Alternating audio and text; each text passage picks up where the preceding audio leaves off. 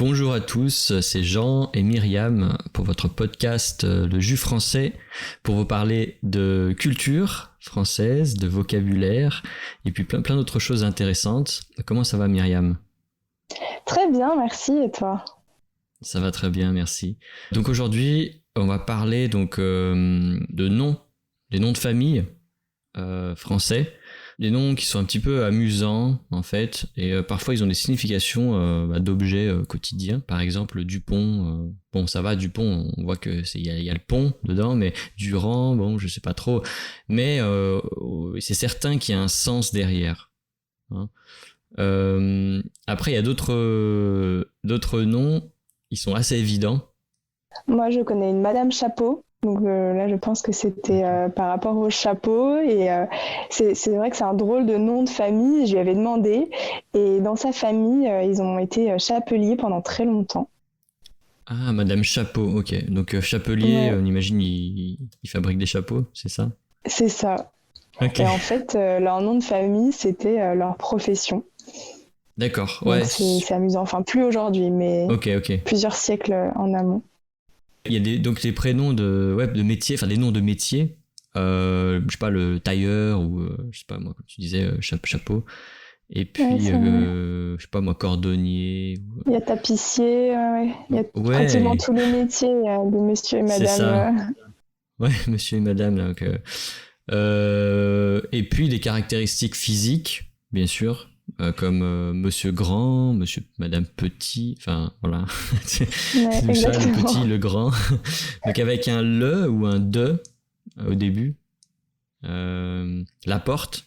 Donc là, c'est bon. Là, c'est plutôt des objets. La porte, je sais pas moi, le pont, du pont, Monsieur Chaise. C'est ça, hein, on a fait référence à des objets. Ouais, ça devait sans doute être la dénomination de vers là où ils habitaient. Par exemple, c'est le monsieur du pont qui est à côté du pont de la ville. Donc c'est comme ça qu'on l'appelait. Ou la porte parce qu'il habitait à une grande porte. Moi, c'est comme ça Mhm. que j'imagine à chaque fois les noms Tu des personnes. l'interprètes. Je me dis, ah, donc leurs ancêtres, c'était comme ça. Ouais, c'est vrai. On peut imaginer que c'est un élément caractéristique du endroit, de l'endroit où ils habitaient. Donc du puits, voilà. Mm. Dupuis et Dupont. Donc Dupont, je pense Dupont et Durand, c'est souvent des noms qui sont souvent mentionnés quand on parle de noms très très français. Ouais. C'est ça, hein. Toi, t'as Oui, aussi puis Dupont en tête. exactement. Moi, j'ai du pont et c'est aussi quelque chose, nous, ça correspond à notre John Smith à nous. Uh-huh. C'est un nom de famille, quand on dit monsieur Untel, ou un nom de famille très très répandu en France, c'est Dupont. Quand on veut pas donner son nom, on dit que c'est Dupont. Et en fait, c'est vraiment notre Smith à nous. D'accord, ok. Donc il y a une façon de référer une personne, voilà, lambda, on peut dire, mais monsieur, pas monsieur tout le monde, mais voilà, pour pas nommer, ou peut-être qu'on connaît pas la personne, on connaît pas son nom. Ouais, c'est ça. Euh, et du coup, ça donne lieu à des choses assez amusantes. Moi, je travaillais dans les assurances avant et j'avais accès à des listes. Souvent, je tombais sur des noms et des prénoms qui allaient pas forcément bien ensemble. Euh, et c'était assez amusant. J'avais une fois une personne, une femme, donc qui avait comme prénom Rose. Et c'était très courant à l'époque, je sais pas, de nos grands-parents. Le nom Rose, le prénom Rose, Mm. pardon, était très courant. Et elle avait dû se marier avec un homme dont le nom, c'était Rouge. Donc en fait, cette personne s'appelait Rose Rouge. Et c'est assez mignon en fait. Et ouais, c'est assez mignon, Rose Rouge. Donc voilà, c'est une fleur, hein, le rose, c'est la couleur, mais c'est aussi une fleur. Et effectivement, il y a des roses qui sont rouges, des roses qui sont plutôt juste roses, je crois, et jaunes, hein, il me semble qu'il y Mm. a Mm. plusieurs types. Ouais, c'était assez amusant. C'est, Ouais, ça va bien ensemble. voilà, et puis il y a tous les animaux possibles, hein, Monsieur Lapin, Monsieur Hérisson, l'hérisson, Ah oui. je sais pas, canard. Il y a tout ce qui est. En fait, ouais, quand on était petit, il y avait les annuaires encore, les annuaires téléphoniques. les années 90, à la fin des années 90, avant le téléphone portable. Et l'annuaire téléphonique, en fait, c'est une liste de toutes les personnes qui vivent dans la région, dans le département, par ordre alphabétique. Et donc, on s'amusait à regarder. Enfin, là, je pense que c'est la plupart des enfants font ça, les ados, les enfants. Regardez un nom un petit peu bizarre, Monsieur Bouteille, Monsieur Barrière, ou je sais pas, quelque chose comme ça. Et parfois, leur téléphoner même pour faire des canulars, des blagues. Donc, voilà. Et puis, du coup, par extension, sur les objets du quotidien, on arrive à des noms qui sont pas très sont pas très jolis. Je sais pas, par exemple Monsieur Lacrotte ou des choses comme ça. Donc voire même des insultes en fait, hein. Donc il y a vraiment de tout. Moi, c'est vrai que sur les noms français, comme tu l'as dit, on a beaucoup de significations. Et c'est vrai qu'il y en a, on attribue tout de suite à une personne. Moi, je me souviendrai toute ma vie du docteur Moustache. Et c'était un docteur qui avait une moustache. Alors qu'en fait, son nom de famille n'avait rien à voir avec ça, mais il avait voulu continuer et pousser l'identité jusqu'au bout. Et vraiment, on se disait, bah voilà, c'est quelqu'un qui porte bien son nom. Ouais, on dit ça, ouais. Il porte bien son nom. C'est ça. Et c'est vrai que quand moi les personnes se présentent, elles me donnent leur nom de famille, tout de suite j'ai l'impression, je sais pas ce qui se passe dans ma tête, mais je me dis est-ce que cette personne elle porte bien son nom ou pas, que ce soit un prénom ou un nom de famille. Et c'est vrai que voilà, Monsieur Grand, s'il est grand, bah, c'est drôle. C'est drôle parce que voilà, il a vraiment un trait de caractère qui le définit, un trait physique et que son nom de famille définit. Et puis après, voilà, des fois, c'est le contraire. C'est Madame Gros, alors qu'en fait, elle est toute mince. Et c'est vrai que c'est drôle aussi de voir les opposés. Et c'est vrai que le nom de famille, il joue beaucoup, en tout cas nous, dans notre vie quotidienne, on donne beaucoup notre nom de famille, on le dit beaucoup. Et comme tu le disais, il y a des noms de famille qui sont moins jolis, qui sont pas forcément très drôles et qui sont durs à porter. Il y a des noms de famille où voilà, il y a beaucoup de moqueries, on demande souvent de répéter et ça doit pas être facile tous les jours de donner son nom alors que c'est une insulte. Mais c'est vrai qu'à l'international, on ne connaît pas forcément la signification des noms. Alors du coup, on se pose moins la question. Oui, c'est difficile de porter un nom. On dit porte un nom, on porte bien un nom. Et c'est vrai qu'il y a des personnes qui choisissent de changer de nom Ouais. quand c'est trop difficile à porter, quand c'est une insulte, par exemple. C'est vraiment un juron, quoi. Ça, ouais. Il y a des personnes, voilà, qui... Puis même pour le travail, il y a des noms qui sont plutôt sérieux. Voilà, carré, sérieux. Et puis il y a des noms qui sont un petit peu rigolos, quoi. Oui, on n'arrive pas à prendre au sérieux, justement. Plus chantant, voilà, ouais, c'est ça. Et donc, on n'arrive pas à les prendre au sérieux. C'est vrai que si on a un métier qui nous amène à prendre la parole en public, voilà, à présenter de manière très sérieuse notre personne, et voilà, ça peut entrer en conflit avec ce qu'on veut montrer de nous. Et du coup, je pense, ouais, il y a des personnes qui changent de nom, voilà, qui font ce choix. Et tu parlais, voilà, de monsieur plus grand, madame, monsieur Moustache, etc. Il y a vraiment, tu sais, cette collection de livres là. Tu sais, il y a des livres, oui. En fait. Donc chaque épisode, c'est des petits livres pour enfants.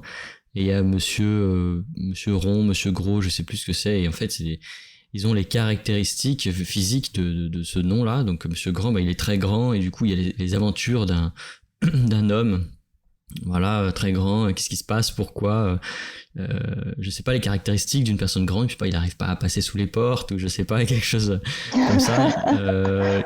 Il y a monsieur et madame, voilà, c'est les monsieur et madame, et donc, et cette série de livres qui est très amusante, moi je pense que c'est très amusant, et qui est accessible vraiment à tous, donc je vous encourage à les lire si vous avez un niveau, voilà, débutant, ça peut vous aider à apprendre des caractéristiques physiques, voilà, les descriptions physique.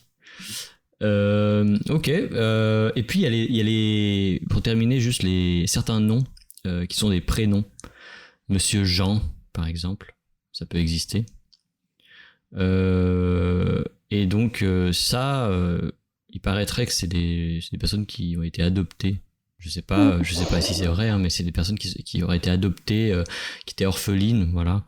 et qui ont été adoptés. On leur a donné le nom, un prénom en tant que nom. Voilà. Ouais. Donc ça c'est caractéristique aussi, ça arrive. Il y a aussi des jeux de mots avec les noms qu'on combine. Donc on combine le prénom et le nom. Et tu sais, on dit monsieur et madame X ont un fils, comment s'appelle-t-il? Donc monsieur et madame, je sais pas c'était quoi monsieur et madame, Labrosse, voilà. Labrosse ont un fils, et comment l'appelle-t-il? Et il appelle Adam parce que c'est la brosse Adam, quoi. Et donc on combine on combine la brosse à dents, voilà. La brosse à dents, c'est la brosse qu'on va utiliser pour se brosser les dents, et donc on combine. Donc là c'est dans le sens voilà, nom prénom, mais ça peut être aussi dans le sens prénom nom. C'est plutôt le sens qu'on va privilégier en France pour appeler quelqu'un. Donc je sais pas, monsieur et madame Proviste ont un fils qui s'appelle Alain, donc Alain Proviste. Et je pense que ça peut vraiment exister dans la vie quotidienne. Je pense qu'il y a vraiment des gens qui doivent porter des noms un peu comme Rose Rouge, quoi. Ça se marie bien au niveau de la prononciation. Non, oui, ça me fait rire parce qu'effectivement, des fois, on se rend compte des noms qu'on porte. Moi, je me souviens, j'avais une copine qui s'appelait Sarah et son nom de famille, c'était Croche. Et en fait, elle avait jamais remarqué que quand on l'appelait, ça faisait Sarah Croche. Et du coup, en fait, elle se faisait souvent raccrocher au nez, elle comprenait pas pourquoi. Et en fait, c'est les gens qui faisaient la blague. Ah, ça raccroche. Alors du coup, ils raccrochaient le téléphone au nez. Ouais, et c'est vrai que c'est drôle. Et quand on est jeune et adolescent, on fait beaucoup de jeux de mots sur ça. Et c'est vrai que c'est assez amusant. Donc après, je sais pas dans les autres pays si ça fonctionne aussi culturellement, ça avec les noms de famille.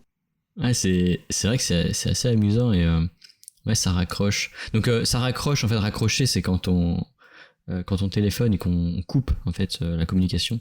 On repose, voilà, à l'époque c'était le combiné qu'on reposait sur le socle du téléphone, mais aujourd'hui on va juste cliquer sur un bouton, appuyer sur le smartphone pour couper la communication, et ça s'appelle raccrocher. Et donc ça raccroche, on dit que ça raccroche, la communication est coupée, voilà. C'est pour ça que cette personne recevait des coups de fil et ça raccrochait immédiatement. Ok, ouais, et ça me fait penser aussi, peut-être pour terminer, il y avait Franck Dubosc qui avait fait un sketch. Franck Dubosc, c'est un humoriste français.